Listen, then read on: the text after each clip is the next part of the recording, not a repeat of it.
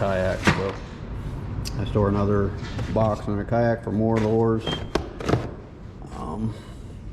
And in the back I have a backpack with a whole bunch of soft plastics in it. Yeah, I just put them in big Ziploc bags, keep them good, and I keep them in the original packages, so that makes it simple.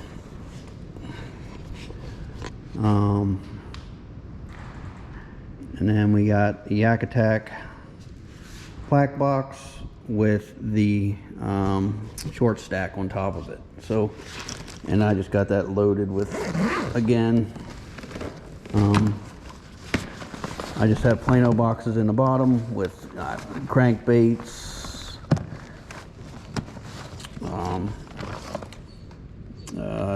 terminal tackle, stuff like that. Just a bunch of Plano. I think there's jerk baits, a bunch of soft, a bunch of hard plastic baits. So that's that one. And this one I don't really got organized too well yet, but it's the short stack, so soft plastic, some hard baits in there, more terminal tackle, I believe, stuff like that. And then I got these little, I don't know what these are called. These are really nice too. Go on top there, and they're just more storage. Bunch of, I believe, more soft plastics, like soft flukes and stuff like that. And then I have a anchor wizard for the rear, which I don't need too much. Just when it gets real windy with the XI3, I put that down, keep the back end, because the back end can blow, even though you have spot lock. If it's too windy, that back end will still blow around a lot. In a kayak, and it could be a real pain. So you're going side, you're still stationary, but your back end will still blow around even though you're spot locked. For batteries, I have a 100 amp hour. I think this is a lifetime. It's $250, I believe. Pretty cheap. I have not had any issues with that yet. I have two. I have another one that's the same deal over there, just two. And this is a Minn Kota, and I have a Newport. These boxes I highly recommend. These boxes are fairly cheap, and they're already pre-wired with fuses. So this is 60 amp, and you have auxiliary ports, which are really nice. Because another thing I didn't show you guys on my seat, that's a 12 volt, which I was fishing this winter. First time I fished winters. That's a heated seat, 12 volts. That is really nice. You just plug it into your auxiliary ports in the back, and with that 100 amp battery, I run that all day, spot locked, no problem. So with the heated seat, so that'll run my heated seat and the XI3. I didn't tell you guys about this. Is a 3D printed. I put the 18 volt Milwaukee battery to power the black box for the live scope. Only for the live scope. That's it. Just the black. So there's dedicated power to the black box. The only place it goes nowhere else. To try to keep it as clean as I can. There's no other interference from any other power source.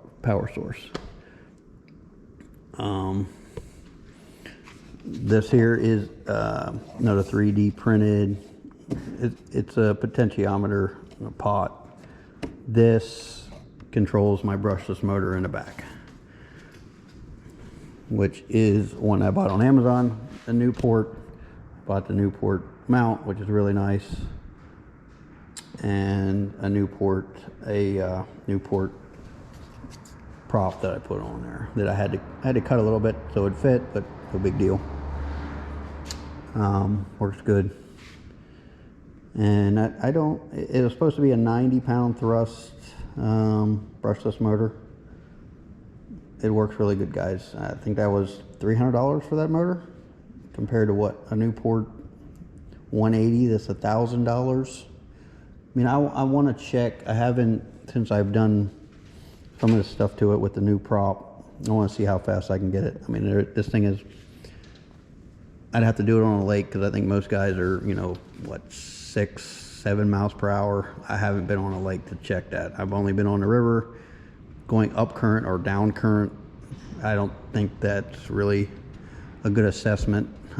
Susquehanna can get pretty swift, so I have to check how that thing rates compared to these other, the Newport or the Torqeedo. I wouldn't, I would get a Torqeedo, but they don't allow, I mean, because what they do is they put the ESC, there's an ESC in this motor. That's what controls your brushless motor speed and controls, and actually a brushless motor is 3-phase AC that converts your DC to AC, which drives your brushless motor. What Torqeedo does is they put part of their ESC in the motor, part of your ESC in their battery that you have to have. And I don't know if it's other part of it is in their controller, but irregardless, you can't run their motor without their battery. And I can build batteries. I ran RC cars, and building a battery pack and understanding batteries, I know very well. And I'm not spending $1,000 for a battery that I can buy, what, 5 of them? Yeah, no thank you. Newport I would consider, because you can get your own battery, which is way more, it's way more attractive to me. You know, if that battery, just any 12 volt, you know, not 12, I guess Newport is 24 and 36. I like this deal. That's 24 volt. That's 24 volt. Everything on here runs on 24 volt. Sorry, 12 volt. Everything here runs on 12 volts. 12 volt battery, 12 volt motor, 12 volt graphs, 12 volt live scope, which I use. You can use 12 volt, but I use the 18 volt for the black box. But everything else is 12 volt, which is very nice or ideal. If something goes, I can always swap around batteries or whatever I have to do if I'm somewhere and something happens. Torqeedo, that battery you can't do nothing with except run that Torqeedo motor. What else are you gonna do with it? So yeah, that's kind of my deal. Foot pedal steering, like I said. There's a lift arm on here. It's very nice. That runs through the hull. It's just over here on a clip. It just pulls up. Really, it actually pulls up easy. Well, like that, you just clip it like that. Holds the motor up. If you're gonna hit rocks, which is it's kind of why I have it for rivers, for moving up the river, because the XI3, if it hits, it'll drive you in, and it can be dangerous especially going down a river. This thing will just kick up, or you can pull it up if you're in low water. That's why I have that on there mainly for the river. When it gets low in the summer, because it's going to get low. Catch board with the quick plate here, or the quick ID tag. Just lift it up. I just put it in between my two things. Very handy.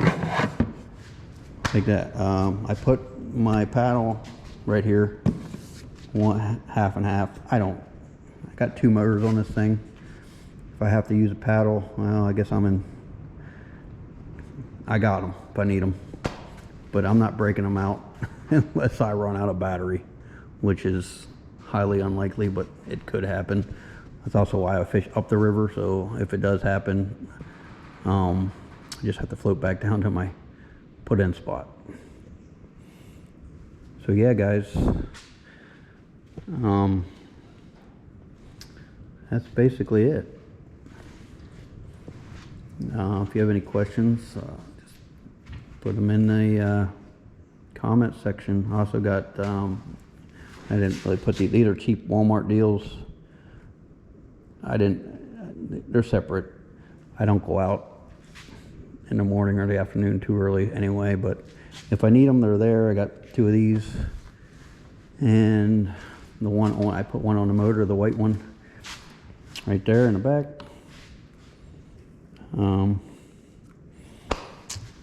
So yeah.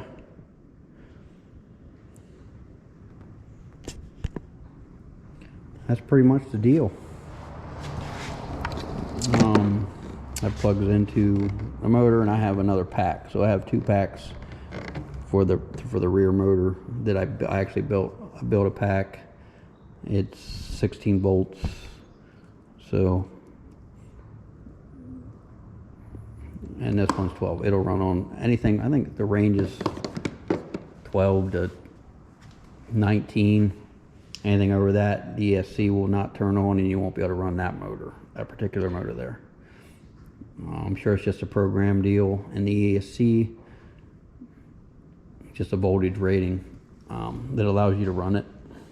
Same thing with RC cars, they have the same deal. ESC, you can set those things for pretty much anything. Voltage control, all kinds of stuff. So that's pretty much the deal with that. And yeah.